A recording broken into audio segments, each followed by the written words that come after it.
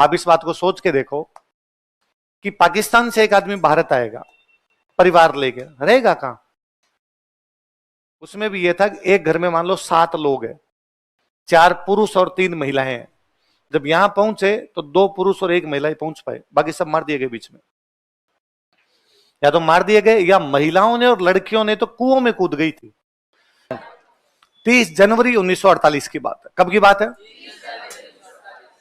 गांधी जी का मर्डर हो जाता है, गांधी जी का असैसिनेशन हुआ, गांधी जी की हत्या हो गई। हत्यारा हाथों हाथ पकड़ लिया गया नाथूराम गोडसे। नाथूराम गोडसे के पास पिस्टल मिली, पिस्टल पे लिखा था मेड इन अलवर। क्या लिखा था? तो भारत सरकार अलवर वालों के पास में एक ये रिश्ता भाई साहब अपने पता चला कि आज सारी की सारी रियासतें किसमें मिल गई? भारत देश आजाद हो गया। अपने वालों ने कहा हाँ भाई लोग बताओ, मेवाड़ जयपुर जोधपुर बीकानेर ने कहा हमें राज्य बनाओ, बाकियों ने कहा हमें किसी में मिलाओ। भारत सरकार ने कहा इतने साल तक जब तुम लोगों ने राज देख लिया था, खुद ने किया ही था, थोड़े दिन और कर लो। तुम भारत में शामिल हो गए, लेकिन राजाओं के पास अभी तक भी पावर थी। राजाओं को कहा गया तुम अपने अपने इलाके देखो, क्योंकि भारत सरकार खुद फंसी हुई थी। भारत सरकार पहले तो इस बात में फंसी हुई है कि भारत के कुछ लोगों को पाकिस्तान जाना है और पाकिस्तान के कुछ लोगों को भारत, वो ट्रांसफर। दुनिया के इतिहास का आज दिन तक का सबसे बड़ा माइग्रेशन है वो, जब इतनी बड़ी संख्या में लोग एक देश से दूसरे देश और दूसरे देश से पहले वाले देश के अंदर एक्सचेंज हुए होंगे। इतनी बड़ी संख्या में कभी भी एक्सचेंज ही। आप इस बात को सोच के देखो कि पाकिस्तान से एक आदमी भारत आएगा, परिवार लेके रहेगा कहां? क्या क्या जगह होगी उसके रहने की? जगह क्या होगी? अच्छा, बेसिकली भारत में बंटवारे 2 राज्यों के हुए। भारत में एक बंटवारा हुआ पंजाब, एक बंटवारा हुआ बंगाल। किस किस के हुए? आधा पंजाब पाकिस्तान का, आधा पंजाब भारत का। आधा बंगाल पाकिस्तान का, आधा बंगाल भारत का। यही तो है। और आजकल अपने पाकिस्तान वाले बंगाल को बोलते हैं बांग्लादेश। पाकिस्तान वाला बंगाल अलग हो गया और उसने अपना देश कौन सा बना लिया। और जब तक नहीं हुआ था तब तक तो पोजीशन यही थी।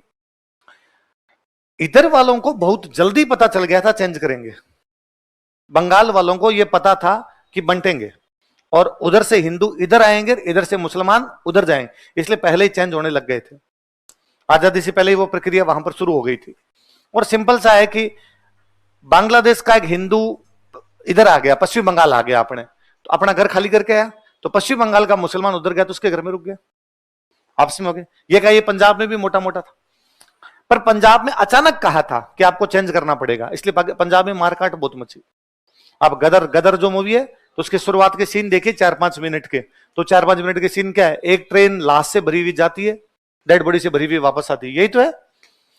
तो उधर अचानक हुआ तो अचानक हुआ, तो पर फिर भी मोटा मोटा ये था कि उधर से लोग इधर आए तो उनको इधर घर खेत मिल गए, इधर से लोग उधर गए तो उनको घर खेत मिल गए।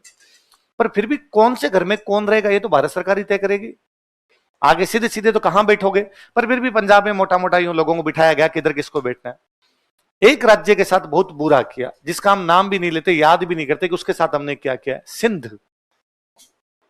कौन सा राज्य? पंजाब और बंगाल में तो था कि पंजाब आधा उधर जाएगा आधा इधर आएगा, बंगाल आधा उधर जाएगा आधा उधर जाएगा। अचानक एक एंड टाइम पर कहा गया सिंध पूरा उधर जाएगा। इसलिए सिंध के लोगों को तो ये पता ही नहीं चला कि यार हमें क्या करना है। अचानक सिंध के लोगों को कहा गया भागो, इसलिए सिंध के लोग भागे। सिंध के लोग जो भारत आए वो सिंधी, सिंध के लोग जो भारत आए वो। अब आ तो गए, इनको कहां रखें? इसलिए भारत सरकार इनके लगाए कैंप।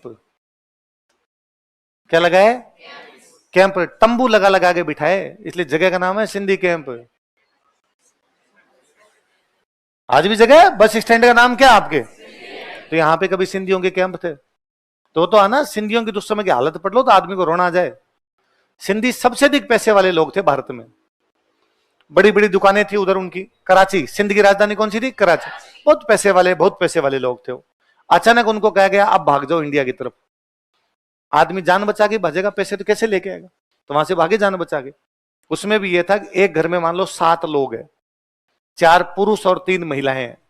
जब यहां पहुंचे तो 2 पुरुष और 1 महिला ही पहुंच पाए, बाकी सब मार दिए गए बीच में। या तो मार दिए गए या महिलाओं ने और लड़कियों ने तो कुओं में कूद गई थी।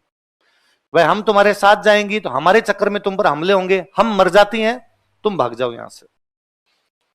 कुछ भी नहीं, खाली झोले ले लेके वहां से आए थे। पर आप सिंधियों की जीवटता देखिए कभी। उन्होंने कैंप में रहे, वो थोड़े दिनों में थोड़ी स्थितियां सामान्य होगी तो छोटे मोटे काम करने शुरू किए होंगे।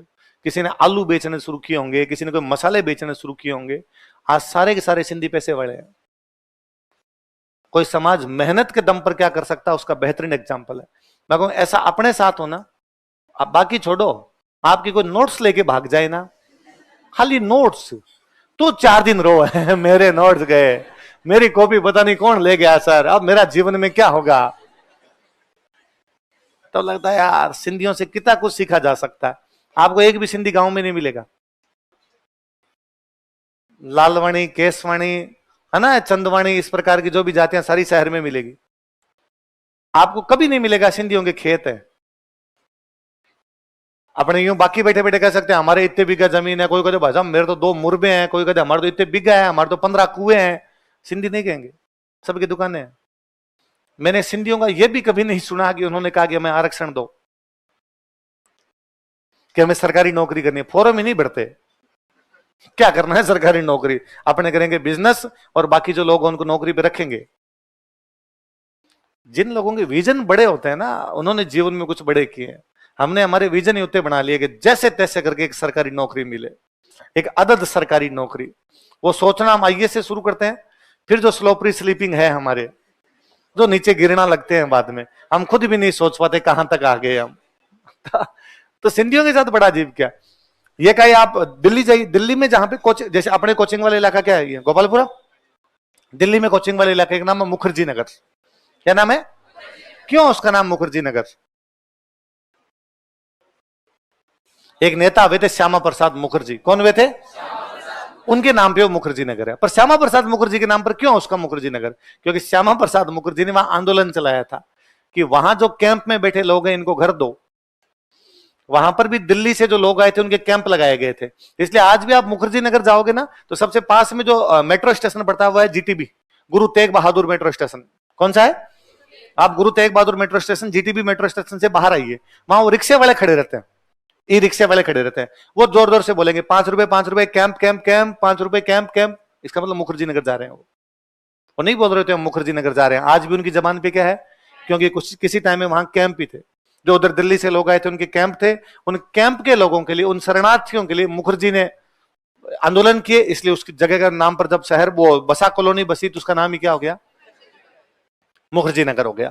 तो अब भारत सरकार के सामने एक प्रॉब्लम तो यह कि इधर से लोग उधर जाएंगे, उधर से लोग इधर आएंगे, तो इनका क्या करना है। दूसरी प्रॉब्लम दंगे। दूसरी प्रॉब्लम क्या थी? मुस्लिम लीग ने दंगे शुरू कर दिए थे कलकत्ता में। कहां पे कर दिए थे? कलकत्ता में मुस्लिम लीग दंगे शुरू कर गई थी। उनका असर बड़ा हुआ। फिर मुस्लिम लीग ने दंगे शुरू किए, वहां मुसलमान ज्यादा थे इसलिए हिंदुओं पर अत्याचार हुए। पर जैसे आगे बढ़े, जहां हिंदू ज्यादा थे वहां मुसलमानों को मारा। फिर जहां पर हिंदू ज्यादा वहां मुसलमान, जहां मुसलमान ज्यादा वहां हिंदू, तो सीरीज बन गई। सब जगह इस प्रकार की घटनाएं हुई, सारी की सारी जगह। अपने आगरा की तरफ से खूब सारे जो मुसलमान थे वो पाकिस्तान जा रहे थे। किधर से? कहां जा रहे थे? पाकिस्तान।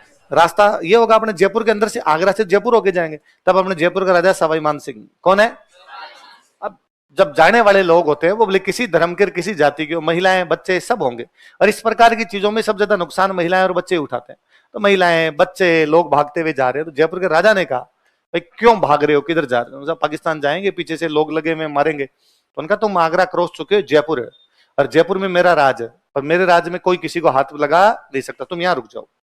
साहब यहां मार देंगे, पीछे वाले आगे। उसने कहा ऐसे कैसे मार देंगे, मेरे राज्य के अंदर मैं हाथ ही नहीं लगाने दूंगा, तुम यहीं रुको सारे के सारे। इसलिए खूब सारे लोगों को यहां रुका। इसलिए कॉलोनी का नाम है रामगंज। जयपुर में कॉलोनी का नाम क्या है? कॉलोनी मुसलमानों की पूरी। रामगंज में पूरे के पूरे मुसलमान, पर कॉलोनी का नाम क्या है?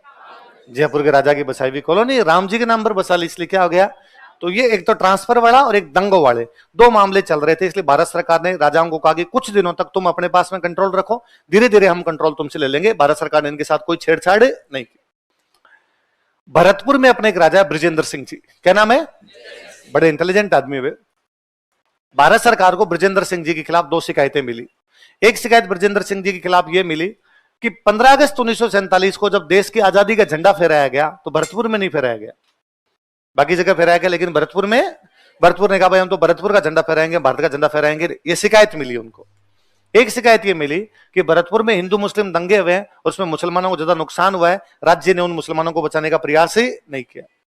वल्लभ भाई पटेल ने बुलाया ब्रजेंद्र सिंह जी को, बुलाकर भाई आपके खिलाफ शिकायत है। ब्रजेंद्र सिंह जी ने कहा भाई जहां तक पहली शिकायत है, हमने भारत का झंडा फहराया है। अब किसी दूर दराज के गांव में झंडा नहीं फहर पाया तो मुझे पता नहीं, बाकी हमने सब जगह भारत के झंडे फहराए। जब हम भारत में साइन कर चुके हैं तो क्यों नहीं फहराएंगे। और जहां तक बात है दंगों में नुकसान पहुंचने की, तो पूरे भारत में दंगे हैं, कहीं पर हिंदुओं को ज्यादा नुकसान और कहीं पर मुसलमानों का। आप कह रहे हो कि भरतपुर में मुसलमानों को नुकसान हो, उसका जिम्मेदार मैं हुआ हूं, तो फिर भारत में जहां बाकी दंगे में उसके जिम्मेदार नेहरू जी वल्लभ भाई पटेल है। और यदि आपको यह लगता है कि मैं नहीं संभाल पाऊंगा तो रखो तुम्हारे कागज पानड़े, हमने तो कभी साइन कर दिए। हमने कब कहा था हमें रखने, हमने साइन कर दिए। आपने कहा था कंट्रोल खुद के पास रखो, तुम रख लो।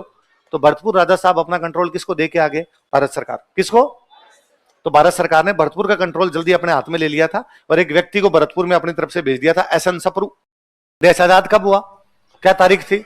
15 अगस्त 1947। कंट्रोल अभी तक किसके पास में पड़ा है? राजाओं। 30 जनवरी 1948 की बात है। कब की बात है? गांधी जी का मर्डर हो जाता है, गांधी जी का असैसिनेशन हुआ, गांधी जी की हत्या हो गई। हत्यारा हाथों हाथ पकड़ लिया गया नाथूराम गोडसे। नाथूराम गोडसे के पास पिस्टल मिली, पिस्टल पे लिखा था मेड इन अलवर। क्या लिखा था? तो भारत सरकार अलवर वालों के पास में ये रिश्ता, भाई साहब अपने पता चला कि अलवर के प्रधानमंत्री के नाम है वीएन खरे। क्या नाम है? और वीएन खरे और नाथूराम गोडसे की मुलाकात हुई, तो वीएन खरे को गिरफ्तार कर लिया गया।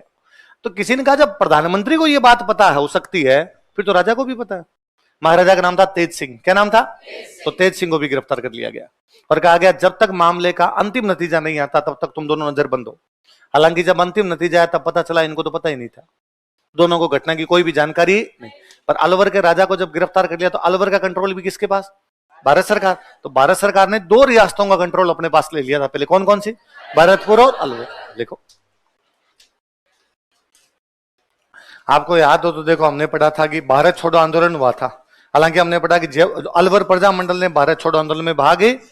पर जब मैंने भारत छोड़ो आंदोलन मैंने समझाया था थोड़ा, तब मैंने कहा था गांधी जी का भाषण था कि किसान अपनी खेती छोड़ के आंदोलन में आ जाओ, मजदूर अपनी फैक्ट्री छोड़ के आंदोलन में आ जाओ, विद्यार्थी स्कूल और कॉलेज छोड़ के आंदोलन में आ जाओ, सेना और पुलिस अपनी नौकरी छोड़ के आंदोलन में आ जाओ, वकील अपनी वकालत छोड़ के आंदोलन में। तो अलवर में किसी वकील ने वकालत छोड़ी थी, वो वकील कौन थे?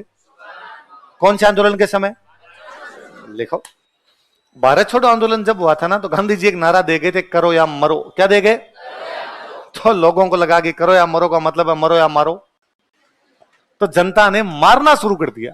जब मारना शुरू कर दिया, गांधी जी 8 अगस्त को आंदोलन शुरू होता है, 9 अगस्त को सुबह 4 बजे गांधी जी गिरफ्तार कर लिए गए थे। तो गांधी जी बंद है पूना की जेल में। कहां पर है?